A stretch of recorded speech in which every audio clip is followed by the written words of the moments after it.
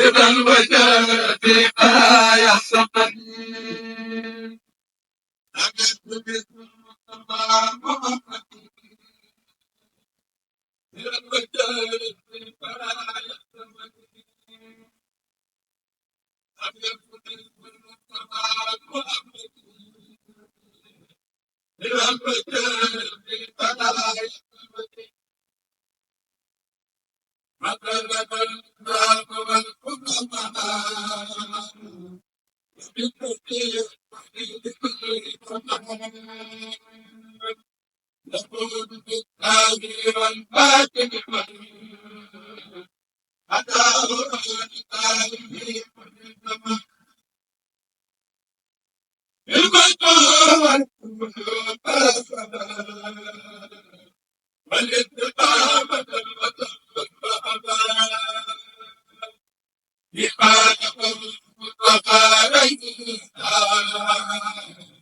لكل من القدم فوق كل القدم للأستاذ من قضايا محمد إمام الشهر أجعل أبت أن ربنا لم يلد وتطور من طولة أما سيادة يا ربنا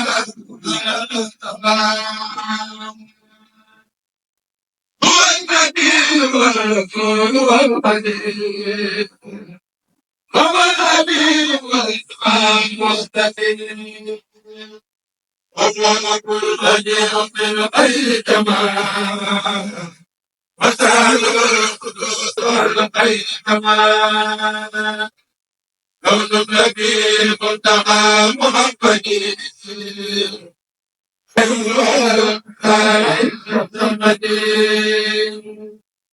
كون النبي المنتقى محمد أيها الولد المختار المحمد كون النبي المنتقى محمد أيها الولد المختار المحمد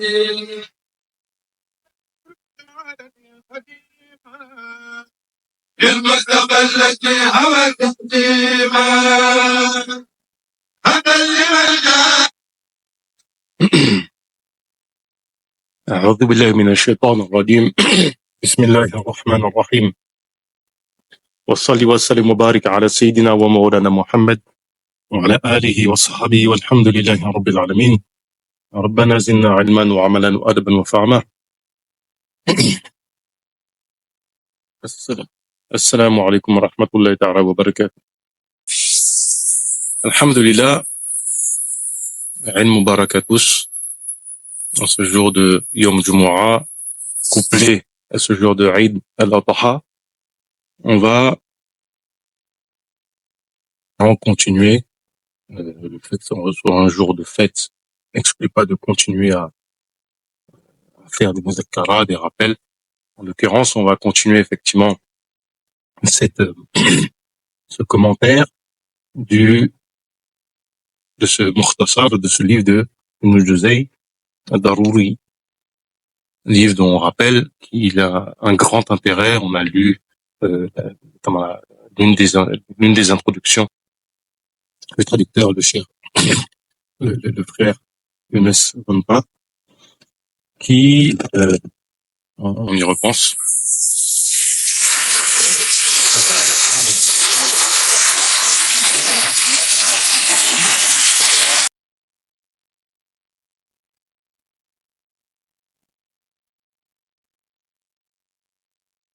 on espère que ce livre s'imposera dans le cursus classique en France, pour la simple et bonne raison qu'il répond en fait à des attentes, et que en le lisant, hein, on se rend compte du génie de l'imam Ibn Juzay. Et je pense que c'est un auteur, un savant à valoriser, pour son esprit de synthèse et sa méthode qui est vraiment très moderne, au sens où ça répond à notre manière de penser, nos schémas de pensée. Alhamdulillah, on avait donc terminé la dernière fois par les attributs d'Allah Ta'ala de Rububiyya et certains de Uluhiyya. Et donc on va continuer ici. On espère peut-être terminer toute la partie sur le dogme, mais c'est probable que on s'arrête, Inch'Allah. Allah Ta'ala alam, Allah Ta'ala nous facilite, on compte quand même essayer de la clôturer aujourd'hui. C'est tout à fait envisageable. Bien qu'il y a 2 ou 3 questions qu'on va quand même affiner, approfondir. Alors,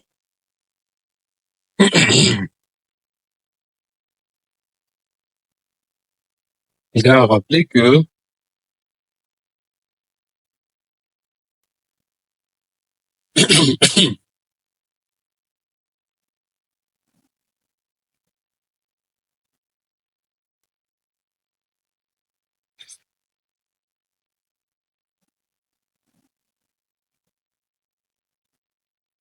on avait conclu, comme j'ai dit, sur les attributs d'Allah Ta'ala, et on va continuer lorsque le cher nous dit i'lam. Donc sache,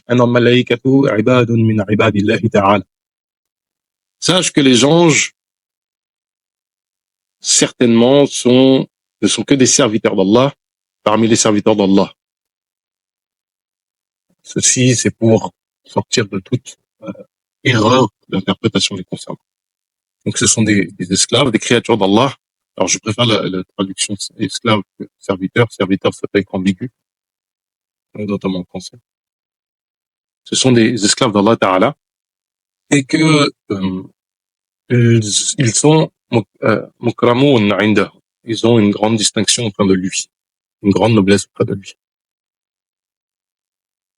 Du fait que yusabbihunahu wa ya'budunahu wa ya'budunahu wa yuti'unahu wa la ya'sunahu.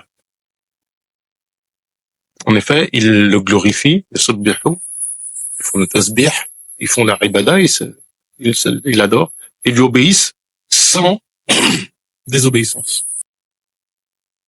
Sans qu'il y ait de désobéissance. Ça, c'est une chose qui est fondamentale, c'est que fait partie des grosses des erreurs de l'Aqida, qui relèvent de la bid'a, de croire que les anges peuvent commettre des péchés, ou peuvent désobéir.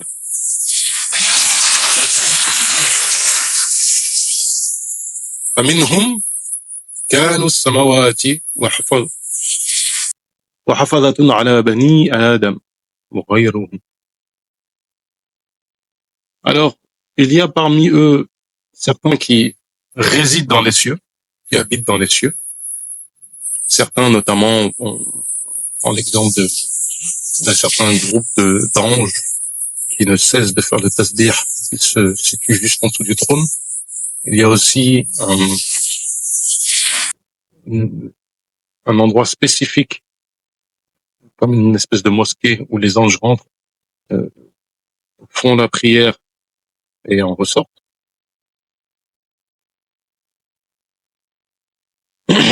Toujours est-il qu'effectivement, il y a des anges qui ne résident que dans les yeux. Certains d'entre eux nous préservent, sont des gardiens pour les êtres humains, pour les Bani Adam. Et il n'y en a d'autres que cela. Effectivement, si l'objectif du shir, c'est de rappeler la croyance dans les anges de manière globale. Parmi les anges, il y a, comme c'est de Michael, qui s'occupe des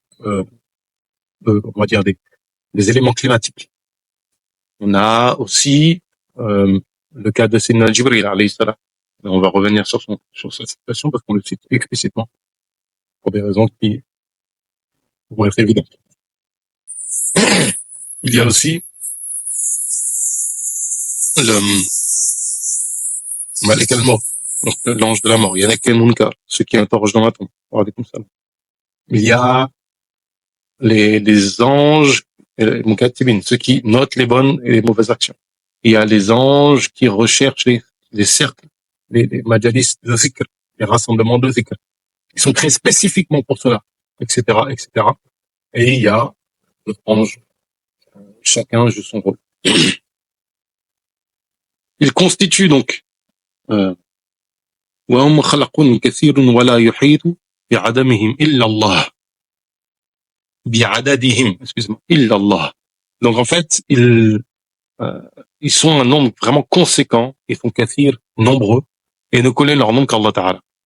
Il y a une anecdote à ce sujet. Lors de la bataille de Badr, plusieurs compagnons ont entendu le nom d'un ange. Ils ont entendu un ange combattre à leur côté. Et lorsque le prophète alayhi salatu wassalam a demandé à cet ange au sujet de Sayyidina Jibril alayhi salam, il a dit Ya Mohammed, je ne connais pas tous les habitants du ciel. C'est-à-dire que parmi les anges qui sont venus combattre le jour de Badr auprès des compagnons, il y a même des anges que même Sayyidina Jibril alayhi salam ne connaissait pas. Ensuite, sache que Allah Ta'ala a envoyé les anges. وأرسل رسلا إلى الخلق وأنزل الكتاب على الأنبياء وأنزل التوراة على موسى وكلمه تكليما وأنزل الإنجيل على عيسى وهم خلقه الله في بطن أمه صديقا من غير ولد والد من غير والد. Donc sache que Allah Ta'ala a envoyé des anbiya وأرسل رسل إلى خلق. Alors déjà ici, il y a la notion de anbiya et de rasul, parce qu'effectivement, il y a une divergence sur cette question-là entre les anbiya et les rasul. C'est-à-dire, est-ce que ce sont deux types de prophètes différents ou est-ce que ce sont les mêmes? Donc on va sans rentrer dans trop de détails, il y a plusieurs avis. On va en évoquer deux ou trois rapidement. À savoir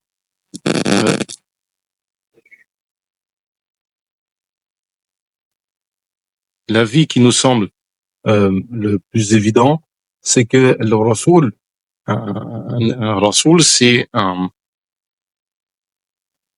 évidemment c'est un prophète à qui on a donné une loi, d'accord, parce que tous les prophètes, que ce soit les prophètes et les rasoul, en fait, viennent tous avec une révélation.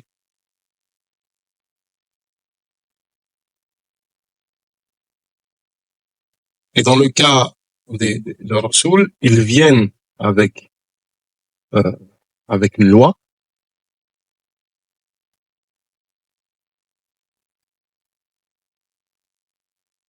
qui peut abroger la précédente. Donc les anbiya viennent avec une révélation, mais ils sont liés, accrochés à une révélation précédente. C'est pour ça que certains ont expliqué ce hadith dont on discute de l'authenticité. Les awliya de ma communauté sont tels les anbiya des Banu Israël, dans le sens où les anbiya des Banu Israël sont liés à la révélation de Sayyidina Moussa alayhi salam, là où les awliya sont attachés à la révélation du prophète alayhi salatu wassalam.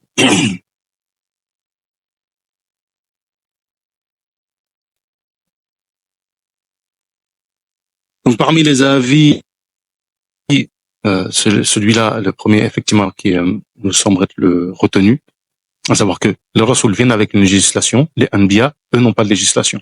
Un autre avis dit en substance que les rasoul sont envoyés pour faire la da'wa, appeler les gens en islam, tandis que les anbiya, non.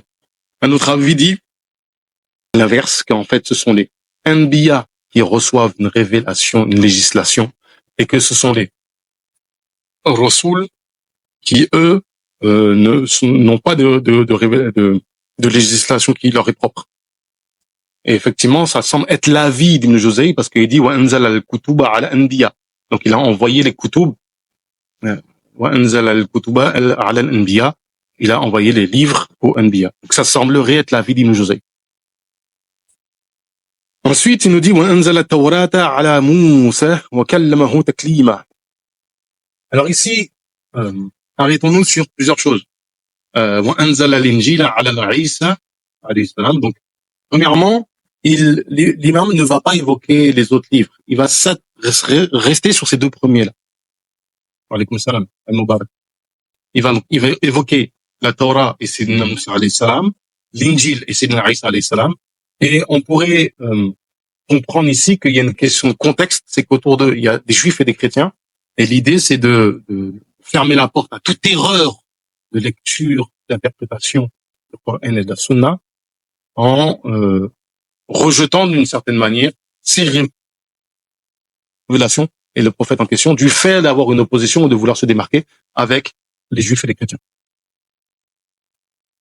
Parce qu'il ne va pas évoquer par exemple les Zabour de Sayyidina Daoud alayhi salam ou de Sayyidina Sulaiman alayhi salam, etc. Alors, autre chose, c'est vrai, pour le coup c'est très pertinent.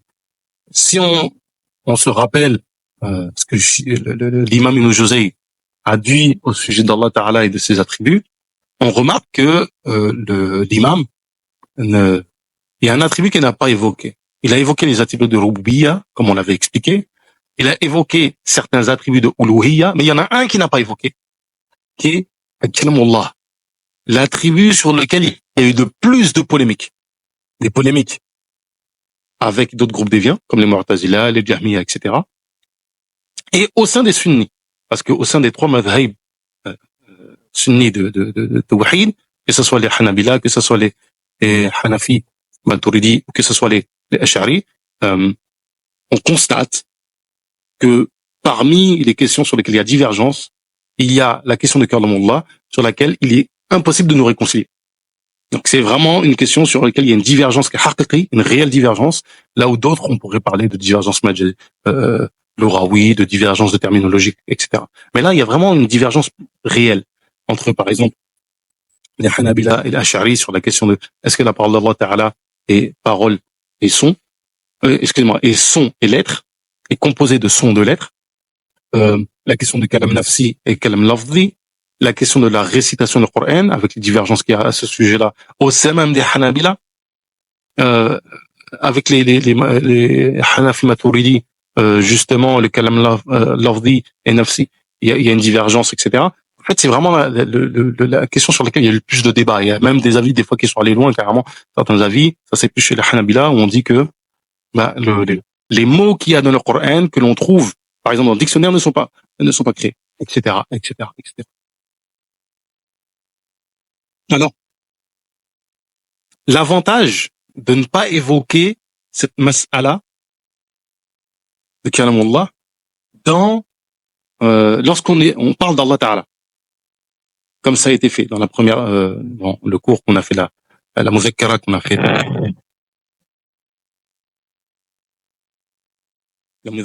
fait, la dernière fois, et ben, c'est que là, on va se concentrer sur l'essentiel.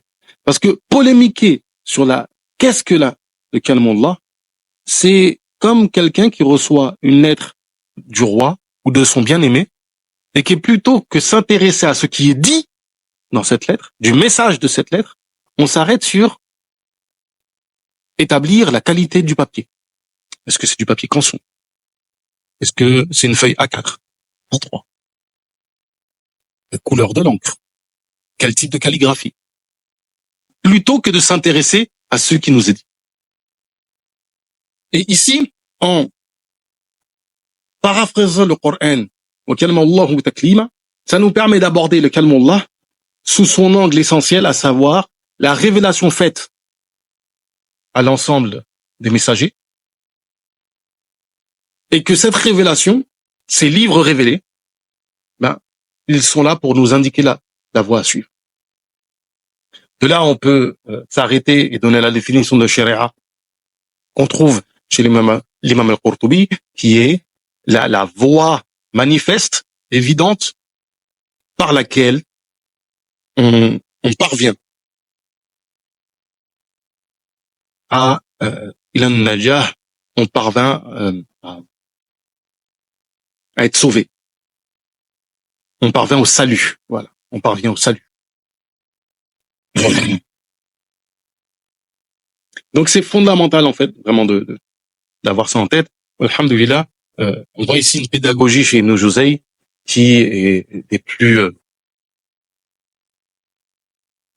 plus intéressantes dans le contexte.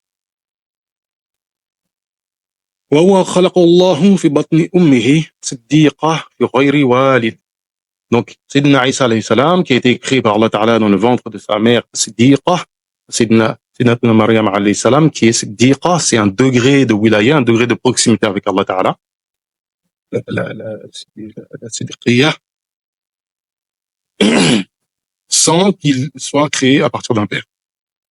وهو عبد من عباد الله, et il est un esclave parmi les esclaves d'Allah Ta'ala. ورسول من رسله صلى الله عليه وسلم وعليهم أجمعين. Et pour le prophète alayhi salatu wa salam, que la prière soit et le salut d'Allah Ta'ala soit sur lui et sur l'ensemble des prophètes. Et sache que أن الله بعث سيدنا ومولانا محمدا ابن عبد الله النبي العربي القرشي الهاشمية صلى الله عليه وسلم وشرف وكرم وبارك وترحم. Et il a envoyé notre maître Mohammed, fils de Abdullah, comme prophète arabe de Quraysh, Hashimi. Et il l'a anobli. Il a honoré, il a anobli, il a comblé de baraka et de miséricorde. Il a enveloppé, déni enveloppé de sa miséricorde. Et ça, c'est important, parce qu'effectivement, le prophète, alayhi salatu wa salam, a une de ses particularités, c'est que contrairement aux autres prophètes, ils ont été envoyés à un peuple, ou un ou deux peuples, par exemple, Sayyidina Moussa, alayhi salam, a été envoyé à son peuple, mais aussi au peuple de Pharaon, mais pas à l'ensemble de l'humanité. C'est spécifique au prophète, alayhi salatu wa salam, d'avoir été envoyé à l'ensemble de l'humanité. Par conséquent, et donc, c'est pour ça que c'est une obligation non seulement de prêter foi à ce qu'il apporte, mais de rentrer dans sa religion.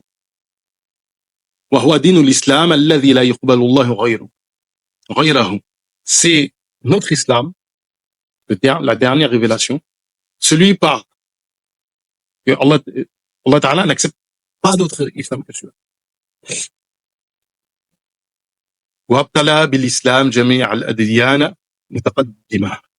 Et cet islam-là a abrogé, rendu caduque toutes les autres révélations. Rendu caduque toutes les autres révélations. Il n'y a que l'islam qui accepte. Ensuite, وَانْزَلَمَا لَا يَأْتِهِ الْبَاطِلُ مِنْ بَيْنِ يَدَيْهِ وَلَا مِنْ خَلْفِهِ. Donc, il a révélé ce que le batil ne peut pas atteindre, que ça soit devant ou derrière. وَلْيَقْدِرُ وَاحِدٌ أَنْ يَأْتِيَ بِمِثْلِهِ.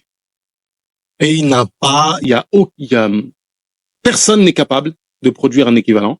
وأظهر الله صدقه صلى الله عليه وسلم بالقرآن العظيم وبغيره من المعجزات والآيات البينات. Et donc ce Coran al-Azim par lequel le prophète alayhi salatu wa salam, donc le caractère véridique du prophète alayhi salatu wa salam est rendu par le Coran, le Coran al-Azim immense. Parce que personne ne peut produire tel que le Coran. Alors ici, justement, on va évoquer un certain nombre de choses. Qu'est-ce que le Coran?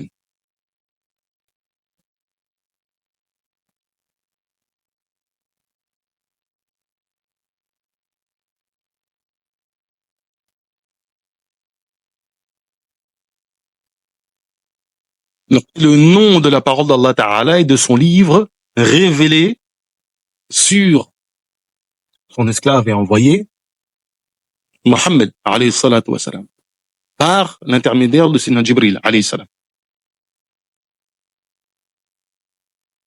Dans une arabe claire. Dans une langue arabe claire, et justement, certaines personnes qui en vérité qui ne méritent pas qu'on cite leur nom, mais trichent sur cette expression, l'arabiyyun mubin, pour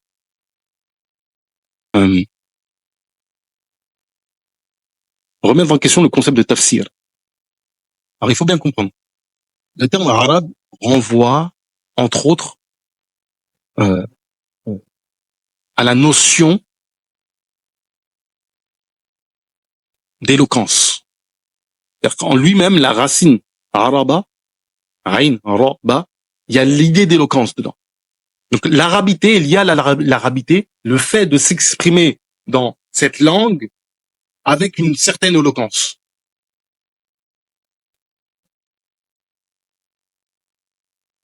Et donc l'arabiyyun mubin, c'est lisan arabiyyun mubin, cette langue arabe claire, qu'on le traduit comme ça, on pourrait penser qu'il est question de clair dans le sens véhiculé. Or non, c'est évident. L'éloquence de cette langue est évidente. C'est-à-dire que même si peut-être, ça me rappelle une anecdote, mon père qui me raconte une chose par rapport au fait que en Martinique, le français est vu comme euh, la langue, on va dire entre guillemets noble, et que si vous parlez créole aux gens, les gens vont se sentir humiliés parce que vous leur parlez pas en français et que ça sous-entendrait qu'eux ne comprennent pas le français. C'est un petit peu tordu comme réflexion, mais il y a un petit peu cette idée-là, parce que la Martinique est différente de la Guadeloupe sur cette question. Et donc, il me donne une anecdote, c'est qu'un jour, il a, lors d'un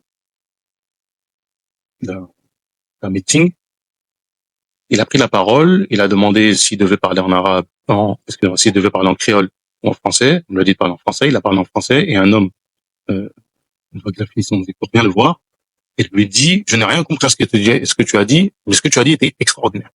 Donc, le problème, c'est que je vous l'ai dit en français, mais en fait, quand il dit, c'est pas en français, c'est en créole. En par contre, on a rien à Saoudi-là, les football là, t'es belle. Concrètement, c'est comme ça. Par contre, on a rien à Saoudi-là, les football là, t'es belle. Justement, en créole, c'est beaucoup plus impactant que qu'on le dit en français. Je n'ai rien compris à ce que tu dis, mais qu'est-ce que cette parole était belle. Mais effectivement, quand un discours est éloquent et frappe de son éloquence, il n'est pas nécessaire de comprendre dans les détails. Et c'est ça, la force du Coran, que les Arabes étaient frappés et disaient, ça, un humain ne peut pas dire ça. La force du verbe, extraordinaire.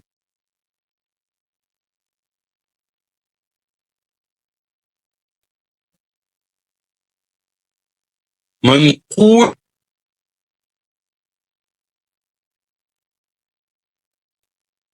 فقاته. Donc en fait, c'est darouri. C'est-à-dire que il y a une profusion de transmetteurs à chaque génération qui ne diminue pas, qui fait qu'on ne peut pas concevoir que les gens se soient rassemblés sur un mensonge ou sur une erreur. Mais Inch'Allah Ta'ala, on espère pouvoir faire un petit peu justement de ulum al-Qur'an, notamment l'histoire du Coran, ça pourrait être très intéressant. Donc on va pas s'attarder, mais sachez que la transmission du Coran est faite par profusion de transmetteurs à chaque génération. Et on ne peut pas concevoir qu'il y ait eu une erreur ou que les gens se soient accordés sur un mensonge. Qui est écrit dans nos mushaf, c'est-à-dire dans nos livres, comme ça. Mushaf, donc il y a la racine sahafa, donc feuille, et compilation de feuilles. Wa alaykoum salam al mubarak. Et dont la récitation est une adoration. Alors dans la définition que j'ai prise, qu'on trouve dans le Tafsir al-Qurtubi, il y a un élément que j'ai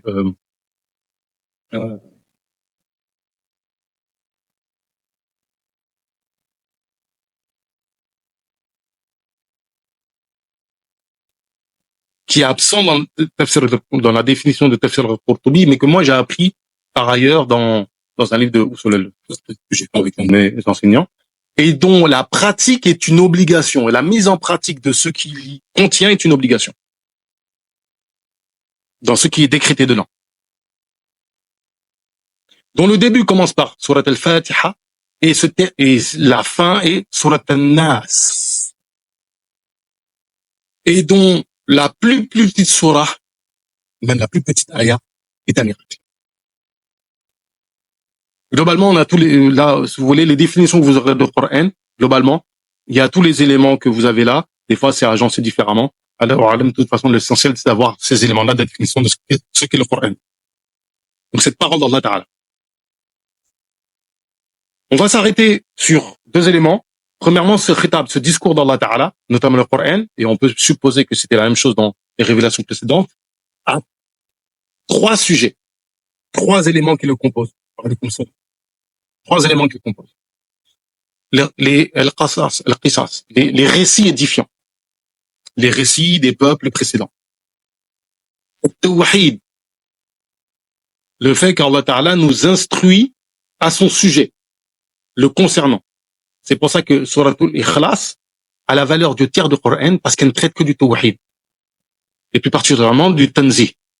Du fait d'exempter Allah Ta'ala de ce qui ne lui sait pas. Ce qui est la base du madhab, du minhaj, le Tanzih. Ne pas attribuer à Allah Ta'ala des choses qu'il ne lui sait pas. Donc les 5 versets de Suratul Ikhlas traitent exclusivement de questions de Tawhid, ce qu'on appelle les Ash'ari, les Sifat al-Salbiyya.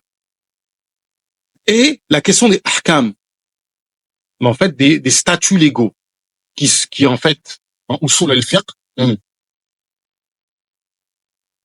sont définis par deux choses, le amr, l'ordre, ce qui est ordonné, et nahi, ce qui est proscrit. Vous avez ici un panel clair du Coran. وختم الله بمحمد صلى الله عليه وسلم الأنبياء والرسل. Donc est conclu, terminé avec le prophète alayhi salatu wassalam, le processus prophétique. C'est-à-dire qu'il a clos la succession de prophètes et de messagers. فأولهم آدم عليه السلام. Donc dont le premier c'est d'un Adam alayhi salam. وآخرهم محمد عليه الصلاة والسلام. Et donc le dernier est le prophète alayhi salatu wassalam, nul messager après lui. Alayhim ajma'in, sur l'ensemble des messagers. Alors, comme je disais, je souhaitais terminer en fait le chapitre, mais malheureusement, quoi qu'en fait, si c'est envisageable, on va terminer, Inch'Allah Ta'ala. Là, après le reste, on va surtout faire de la lecture. وَعْلَمْ أَنَّ أَهْلَ الْبَيْتِ النَّبِيِّ صلى الله عليه وسلم وجميع أصحابه فضلاء أخيار. Sache que les gens de la maison du prophète alayhi salatu wassalam, ainsi que l'ensemble des compagnons, sont les fudala, donc les gens méritants, les meilleurs des individus. Et ici, intéressant de noter que l'imam Ibn Jawzi commence par les Ahlul Bayt. Alors, ce qui est intéressant, c'est qu'il n'est pas dans un contexte où il est contraint d'affirmer cela pour contrecarrer la da'wa des Shia. Donc c'est intéressant qu'il ait dit ça comme ça. Malheureusement, on vu où certaines bid'ahs se sont répandues et même certaines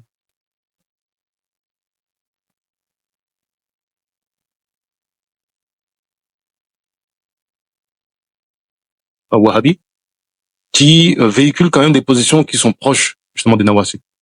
C'est-à-dire on va dire de rabaisser, si ce n'est pas Sayyidina Ali alayhi salam. Moi j'ai déjà entendu une fois wahhabi me dire mais pourquoi tu dis Imam Ali? C'est bizarre. Ça ne pose pas de problème de dire imam pour les autres, mais pour l'imam Ali, ça lui pose des problèmes. Ou d'autres situations.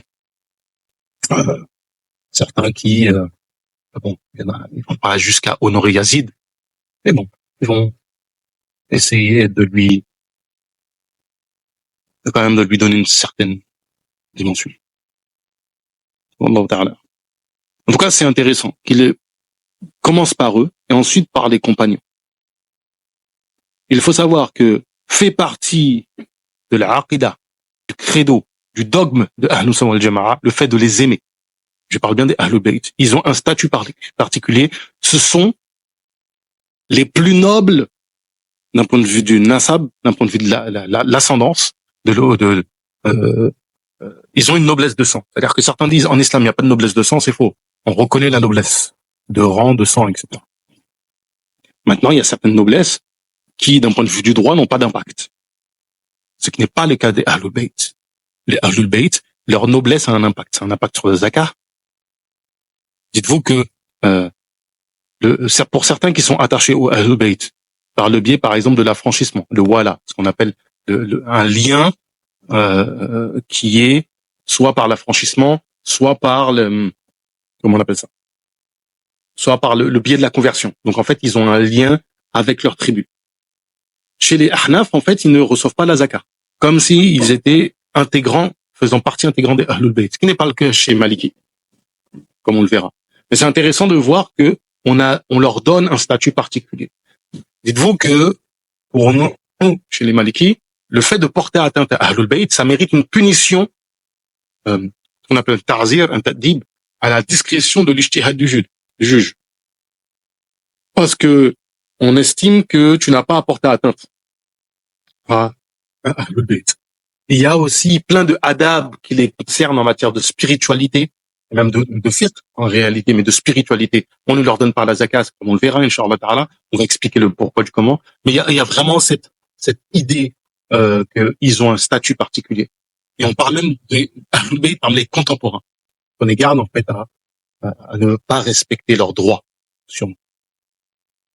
Et les compagnons aussi ont leurs descendants, notamment on connaît un certain nombre de ulama parmi les Ansar, etc.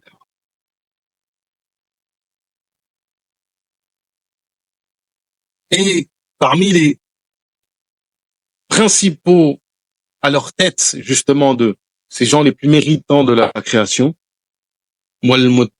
وَالْمُقَدَّمُونَ مِنْهُمْ الْخُلَفَاءُ أَرْبَعَةٌ, les 4 khulafa rashidin, à savoir Abu Bakr Siddiq, radiyallahu anhu, Omar ibn Khattab, radiyallahu anhu, Uthman ibn Affan, radiyallahu anhu, et Ali ibn Abi Talib, radiyallahu anhum, wa nafa'alaha بِمَحَبَّتِهِمْ.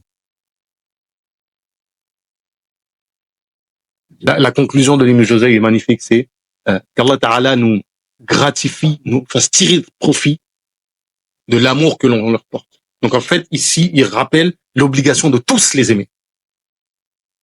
Sache que qu'Allah Ta'ala va ressusciter les morts et que ces morts seront interrogés dans leur tombe. Et qu'il va sera châtié dans la tombe celui qui veut. Pour ceux qui ont nié le châtiment de la tombe, ce qui est une bid'a extrêmement grave en matière de aqidah.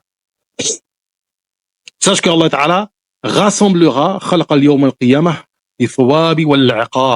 rassemblera et ressuscitera en fait le jour de la résurrection pour récompenser et punir. ويجازيهم بأعمالهم ويحاسبهم عليها. On sera récompensé en fonction de nos œuvres, donc on recevra une rétribution en fonction de nos œuvres. Soit on a commis le mal, on sera puni, on a commis le bien, etc. En fonction de nos œuvres, mais ça ne veut pas dire que ici il y a une subtilité, c'est quand même faut rappeler que nos œuvres sont l'indication de comment on va être traité. Mais en réalité, c'est la justice d'Allah Ta'ala et la rahma d'Allah Ta'ala qui nous octroie. On peut même aller jusqu'au bout en disant que, en fait, les bonnes œuvres que l'on fait dans cette dunya sont déjà le début de la récompense. Le simple fait d'adorer Allah Ta'ala, c'est en soi une récompense. Évidemment, ce que je viens de vous dire, c'est plus une vision soufie. C'est plus une explication soufie de la chose.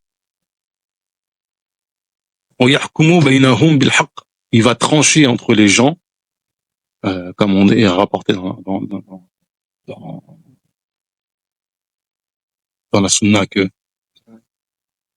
même l'animal avec des cornes qui aura blessé l'animal sans cornes il y aura une justice entre les deux.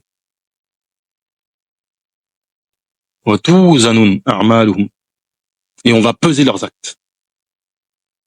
Et on va leur donner un livre qui contient leurs œuvres, les œuvres qu'ils ont accomplies. Ensuite, وَيَجُوزُونَ صِرَاطٍ. Donc on va traverser le pont, le fameux pont, qui va être traversé à la lumière de notre foi. On va aller à la vitesse en fonction de l'intensité de la lumière de notre foi qui sera présente devant nous, comme une lumière qui sera présente en face de nous. Et en fonction du degré de l'intensité de la lumière, on ira plus ou moins vite. Plus l'intensité de la lumière est grande, manifeste, on ira extrêmement vite. Et certains même auront une lumière tellement vacillante qu'ils tomberont dans le feu et seront purifiés de leurs péchés. S'ils ont un grain de foi, Allah Ta'ala les fera rentrer au paradis finalement. Parmi eux, ينحو ومنهم من يكب في نار جهنم يدخل الكفار النار ولا يخرجون منها أبدا. Donc on traversera le pont, certains seront épargnés, d'autres tomberont dans le feu de la géhenne, ce que je viens de vous dire. Les kuffars, eux, entreront dans le feu et n'en sortiront jamais. Les kuffars rentrent dans le feu et n'en sortiront jamais, contrairement aux musulmans. ويدخل النار من المؤمنين مذنبون الذين لم يتوبوا من ذنوبهم ولم يغفرها الله لهم. Et donc, va rentrer en enfer les croyants qui ont commis des péchés et qui ne se sont pas repentis. Ça, c'est une réponse notamment à certains Mu'tazila, comme les Mu'tazila, de leurs péchés. Et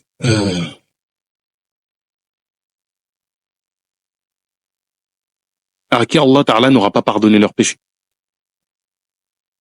Et parmi eux, وَمِنْهُمْ مَنْ يَغْفِرُ اللَّهُ عَنْهُمْ بِفَضْلِهِ فَلَا يَدْخُلُوا النَّارَ. Et il y a ceux qui, malgré qu'ils n'ont pas fait tawba, etc., vont rentrer au paradis avec le pardon d'Allah Ta'ala. C'est-à-dire que Allah Ta'ala peut très bien pardonner, et ça on a des cas concrets en fait qui sont rapportés dans la Sunnah, comme celui de cet homme qui n'avait aucune bonne œuvre, et qui par crainte d'Allah Ta'ala, juste parce qu'il avait peur de se présenter devant lui, a demandé à être calciné. Et quand Allah Ta'ala l'a ressuscité, il ne sais-tu pas que j'allais te ressusciter? Et il savait en fait.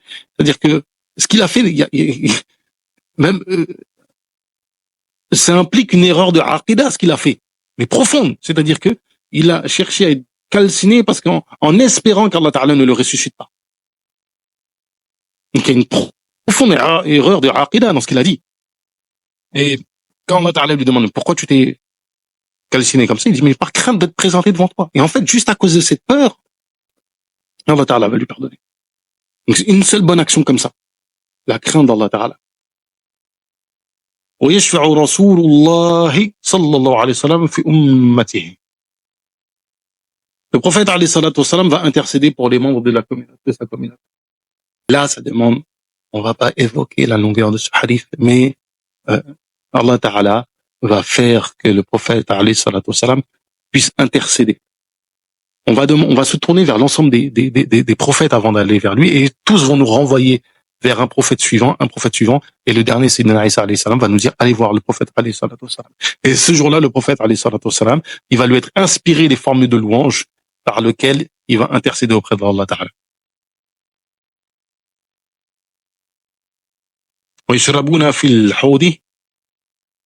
On va boire, donc les gens de la communauté du prophète alayhi salatu wassalam, on va boire à son bassin, qui est comme une sorte de rivière, qui est plus blanc que le lait, plus sucré que le miel.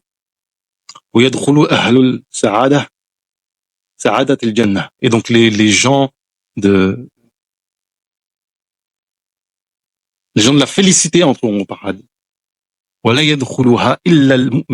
Et seuls les croyants peuvent rentrer au paradis. Tout ça, faut comprendre que c'est des points d'aqida qu'il est obligatoire auquel il est obligatoire de prêter foi.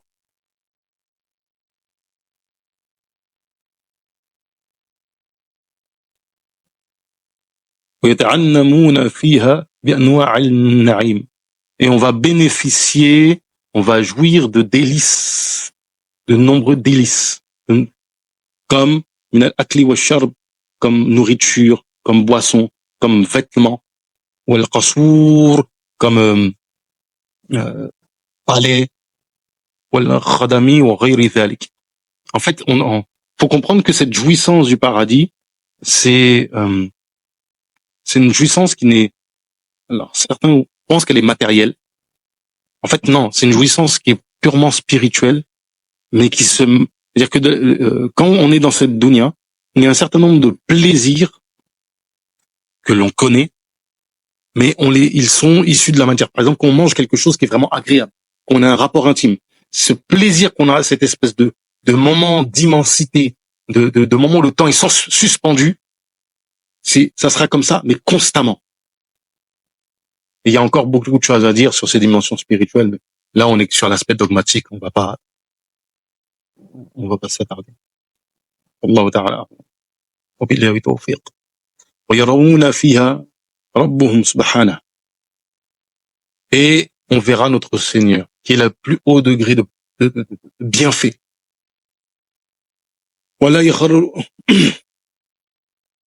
ولا يخرجون منها أبدا. Et on ne sortira plus jamais. Une fois que tu es rentré au paradis, tu ne peux plus en sortir. جعلنا الله من أهلها بفضله ورحمته. Qu'Allah Ta'ala fasse qu'on soit des habitants du paradis et qu'on bénéficie de sa grâce. Par sa grâce, son fadl et sa miséricorde. Alhamdulillah Rabbil Alamin. Donc on a pu terminer et la semaine prochaine on commencera la partie fiqh de Ad-Darouri de l'imam Ibn Juzay Al-Kalbi. Alhamdulillah, ça voyager avec cet ouvrage qui est vraiment une pédagogie qui est extraordinaire. C'est un plaisir, en espérant que le plaisir est partagé. ربنا زدنا علما وعملا وأدبا وفهما وهب لنا الكرم في التلاوة خيرا كثيرا من كل حلاوة وصلي وسلم وبارك على سيدنا ومولانا محمد وعلى آله وصحبه والحمد لله رب العالمين.